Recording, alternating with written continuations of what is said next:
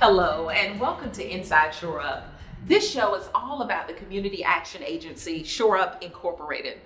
I'm your host, Tamika Keenan Norman, and we encourage you to check out this show at least once a month where we talk about the different services and programs that the agency offers, which might be beneficial for you, your family, or your friends. One of those services is the AmeriCorps Seniors Foster Grandparents Program. If you're 55 and up, you may be able to serve as a volunteer mentor in Shore Up's early Head Start or Head Start programs or in the public school system. As a matter of fact, we're on location right now at Warwick Community College, where foster grandparents are learning key computer skills and how to serve students virtually. Here to tell us more about the AmeriCorps Seniors Foster Grandparents Program is Program Director Joyce Ferrer. The purpose of the Foster Grandparent Program is to support the community through education. We support through literacy, math, and social-emotional development. The AmeriCorps Senior Foster Grandparent Program, we look for individuals who are age 55 and older, that have a limited income, as well as they're eligible through a background check, federal, state, and also a medical exam.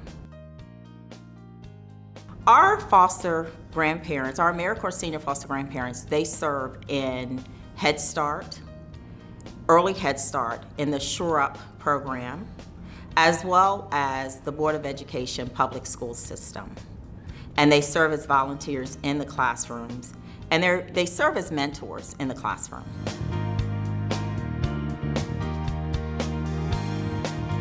Our volunteers receive a tax-free stipend, as well as they receive annual leave, holiday pay, uniforms, and transportation.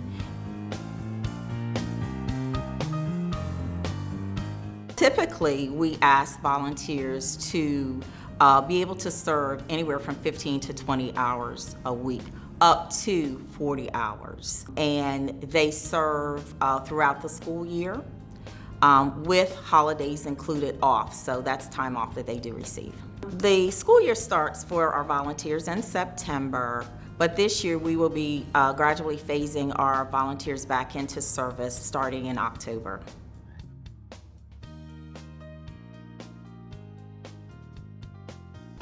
Each year, prior to actual service, foster grandparents receive a pre-service orientation, which will also happen the 1st of September. Once they are in service in the classroom, they receive training from their teachers on a regular basis. And in addition, there's a representative from the Board of Ed that also does a pre-orientation training with our foster grandparents, as well as numerous trainings throughout the year, because we do have a monthly in-service, which is a workshop training for all of our volunteers. We're going to be sharing the COVID guideline trainings. We're going to be sharing the child abuse mandated reporter trainings. We talk about the typical day as a mentor. We talk about bus safety. So we talk about a variety of things. We talk about financial literacy. And so a lot of the trainings have to do with their actual in-class trainings, but also as well as their overall well-being trainings.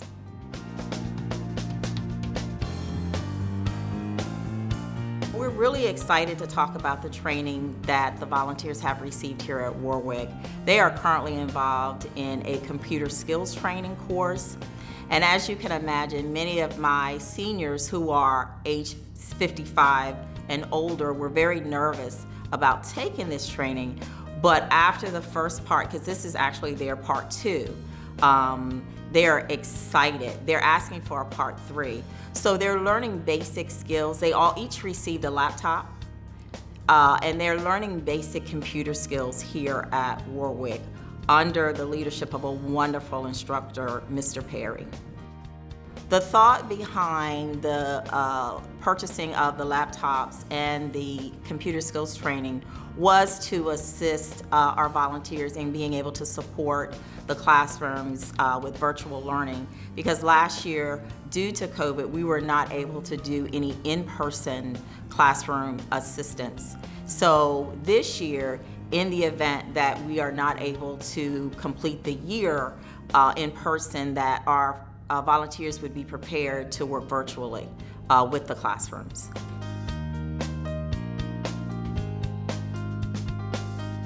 For anyone interested in the AmeriCorps Senior Foster Grandparent Program, we certainly would ask that they would either contact the office at 410-749-1142 extension 1050, and in that way they can inquire about the program.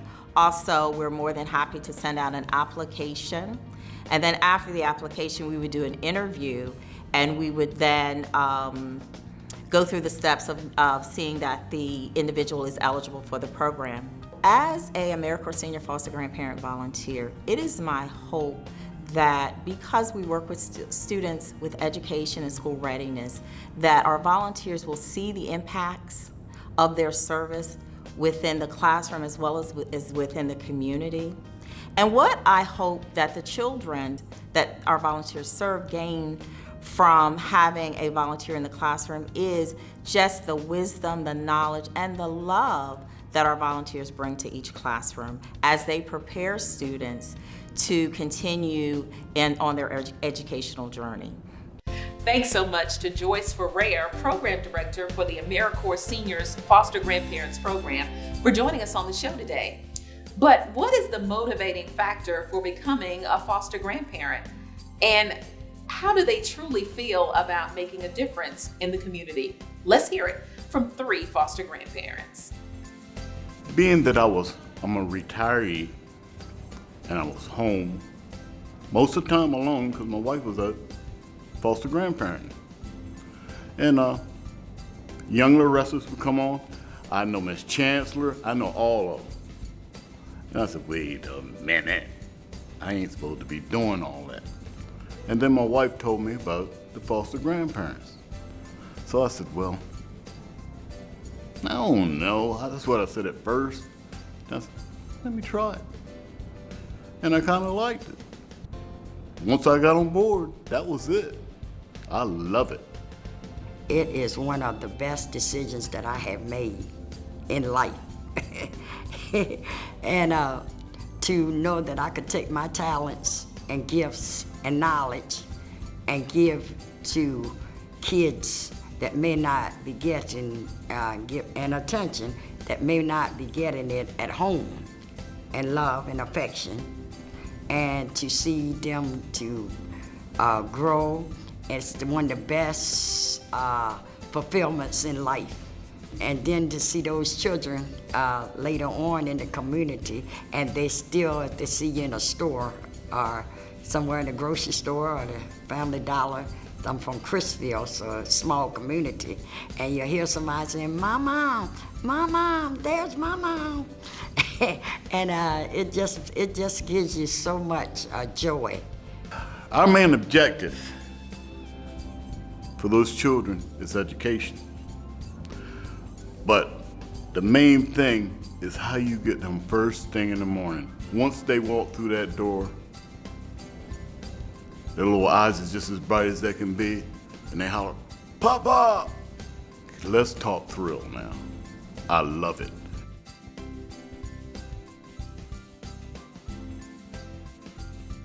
Most of my time with them, like, they're hanging their coats up.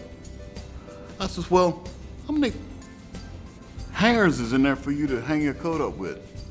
And they'll say, 1, but there's really 2. I said, are you sure? And they look in, I said, count them. And they go, 1, 2, and they would start from there. I usually do math, literacy, socio-emotional.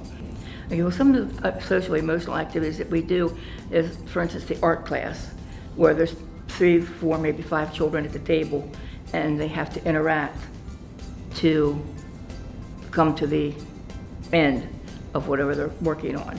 Like they'll have to share their crayons or share the paint, speak with each other to maybe pass something to me. And it helps build up their self-confidence.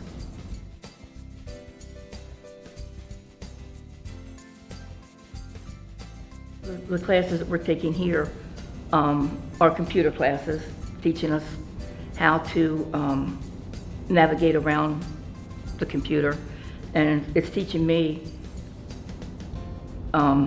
more skills. I have some. It's teaching me more skills and upgrading the ones that I have, and also teaching us how to do Zoom calls for the students.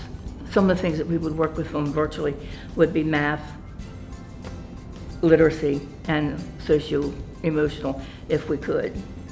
I know that it's gonna carry me to a new level, and it just brings me so much joy that I know I'll be able to interact.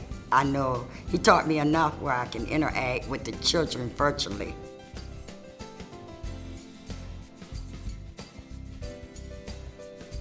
My word of advice for anybody that would even consider being a foster grandparent: you've got to have an open mind. These are kids that we deal with. And you've got to love children. If I had any words of advice, it would be just do it, because I think they would thoroughly enjoy it. If they would enjoy working with kids, and you want something to do in your spare time, join up. It's a great organization. Doesn't it sound great to become a foster grandparent? Well, thank you so much to our 3 current foster grandparents for joining us on the show today. Program Director Joyce Ferrer. Also a big thank you to Warwick Community College. If you would like to become a foster grandparent, don't forget to log on to our website, shoreup.org, for more information, or you can call us at 410-749-1142, extension 1050. Thanks for tuning in to another edition of Inside Shore Up.